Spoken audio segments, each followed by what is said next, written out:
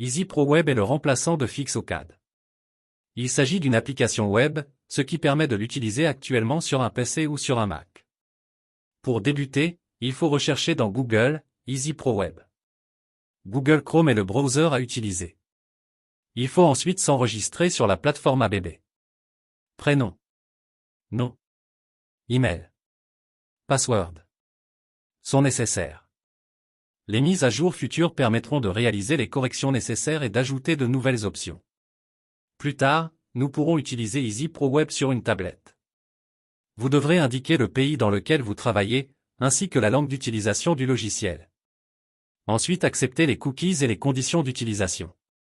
Vous voilà prêt à créer un nouveau projet.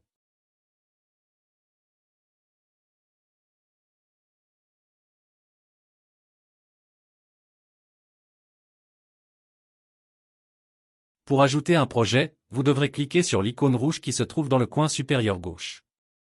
Ensuite, introduire le nom du bâtiment, le nom de la société, le nom du client et le pays. Sur le côté gauche du plan, se trouvent les icônes de sélection des différentes étapes de création du projet. Actuellement, les deux premières icônes, structure, étage, ne sont pas encore fonctionnelles. Elles permettront de dessiner le schéma du bâtiment plus tard après une mise à jour du logiciel.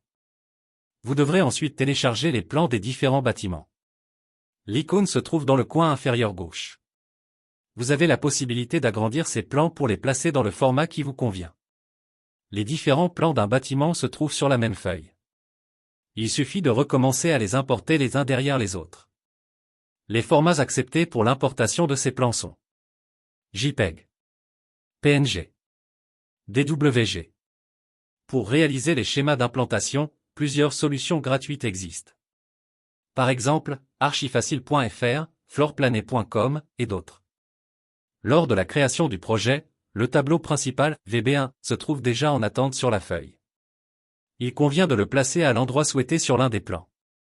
Une option permet de déplacer le texte des symboles, permettant ainsi d'éviter que le texte ne se trouve dans un mur ou sur un objet.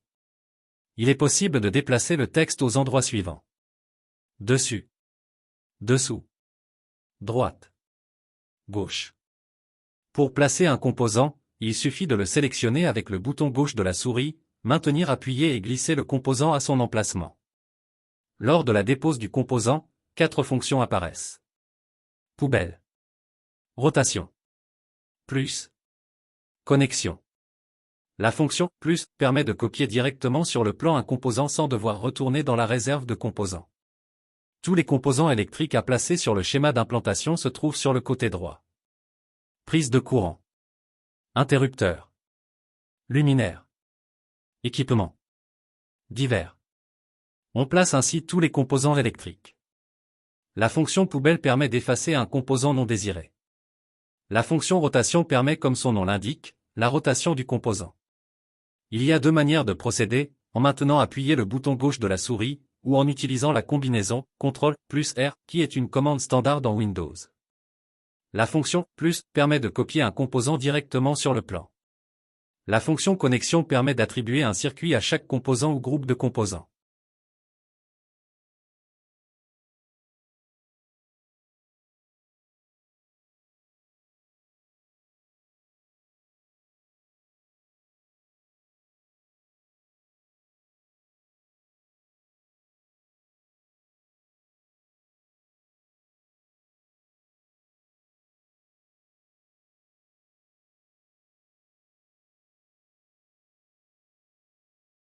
Sur la barre supérieure se trouve la fonction « Plus d'options ». Il est possible de régler la taille des composants. En choisissant une valeur en pourcent, on diminue ou on augmente la taille. À partir de cet instant, les futurs composants seront à cette taille. Lorsque tous ou une partie des composants sont positionnés, nous pouvons connecter les circuits d'éclairage entre eux. Pour ce faire, l'icône connexion est disponible. Il faut cliquer et maintenir cette icône jusqu'au composant qui doit faire partie de la liaison. On répète le processus pour tous les composants qui doivent être connectés entre eux. Lorsque la connexion est réalisée, une icône de déconnexion apparaît. Comme son nom l'indique, elle permet de défaire une connexion non souhaitée.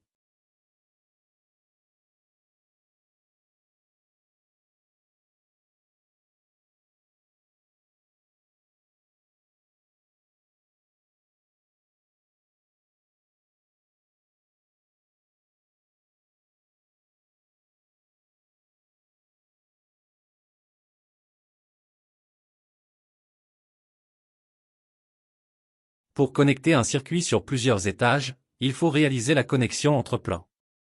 Une ligne de jonction se trouve donc entre deux plans. Il sera possible dans le futur, après une mise à jour, de supprimer cette liaison. Il est possible de modifier la ligne de liaison en cliquant simplement dessus.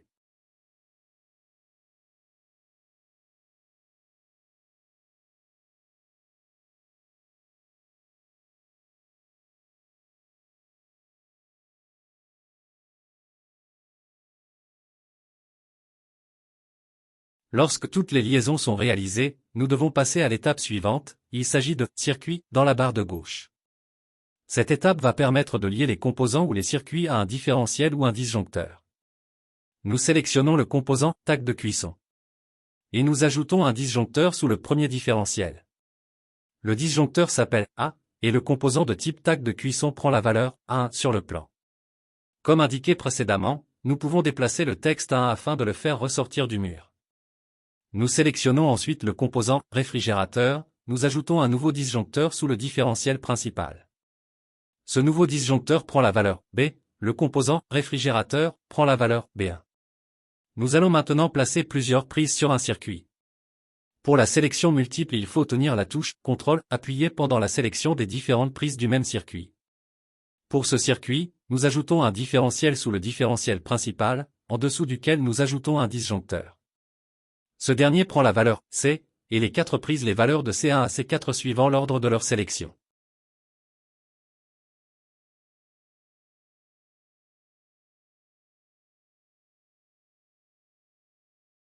Pour la sélection et l'attribution des circuits d'éclairage, nous pratiquons de la même manière. En tenant la touche « CTRL » appuyée, nous sélectionnons les différents circuits d'éclairage qui vont se trouver sur le même disjoncteur. Nous ajoutons un différentiel et directement dessous un disjoncteur. Ce dernier prend la valeur D. Les circuits d'éclairage D1 à D3 dans le cas présent. Lorsque tous les circuits sont attribués, nous pouvons passer à l'étape suivante, soit en sélectionnant « Schéma » dans la barre de gauche, ou en sélectionnant « Prochaine étape » dans le coin inférieur droit. Nous voyons apparaître ainsi le schéma unifilaire. En cliquant sur un composant du schéma unifilaire, nous pouvons modifier ses valeurs.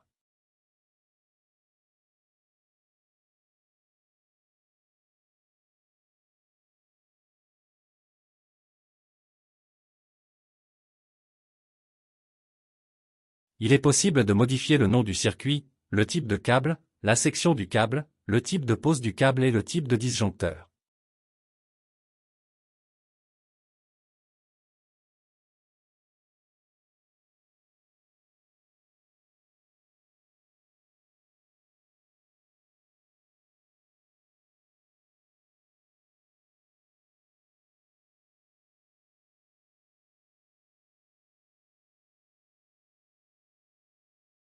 Lorsque le schéma unifilaire a été réalisé, il est possible de retourner sur les plans d'implantation des composants en sélectionnant « Fonction » dans la barre de gauche. Nous pouvons ajouter ou éditer le schéma d'implantation.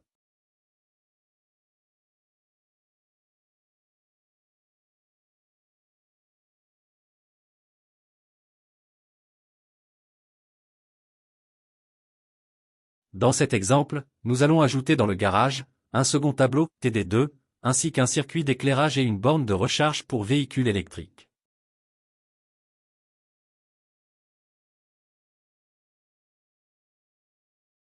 Nous sélectionnons un nouveau « Circuit » dans la barre de gauche, et nous ajoutons un nouveau disjoncteur pour le départ vers le second tableau VB2.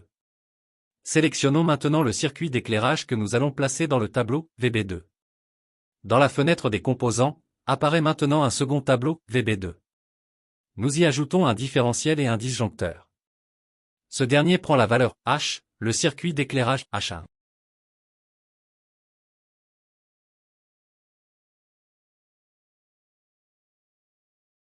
Nous allons maintenant ajouter une borne de recharge pour véhicules électriques.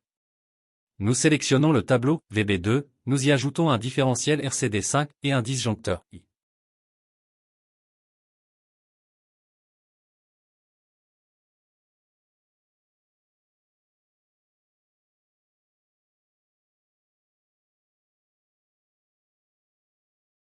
Nous pouvons retourner directement dans notre schéma unifilaire en sélectionnant « Schéma » dans la barre de gauche, et ce dernier est directement adapté. À nouveau, nous pouvons réaliser des modifications au niveau des composants.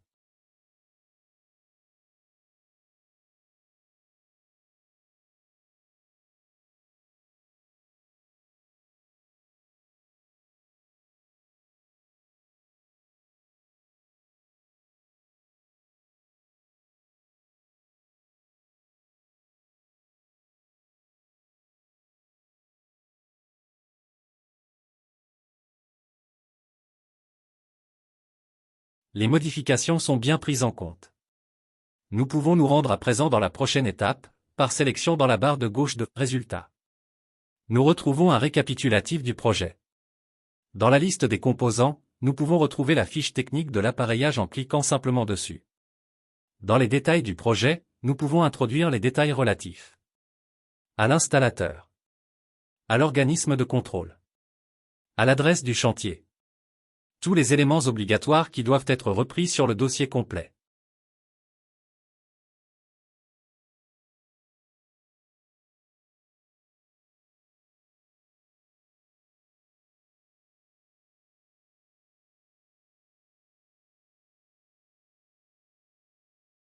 Au final, il est possible de télécharger le logo de la société. Ce dernier apparaîtra sur toutes les feuilles du projet. Lorsque tout est complété, l'option « Document à télécharger » est à utiliser. Nous pouvons tout télécharger, ou choisir de télécharger le projet en PDF ou uniquement le fichier Excel reprenant la liste du matériel. Dans notre exemple, nous demandons le fichier en PDF. Après un temps d'attente, toutes les informations sont téléchargées sur votre PC et se trouvent dans le dossier « Téléchargement » ou « Download ».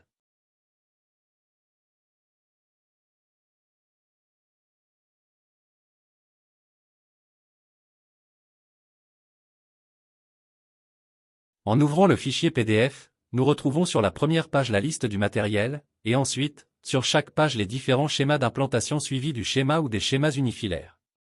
Nous espérons que ce programme EasyPro Web vous apportera autant de satisfaction que notre ancien logiciel FixoCAD. Merci pour votre attention.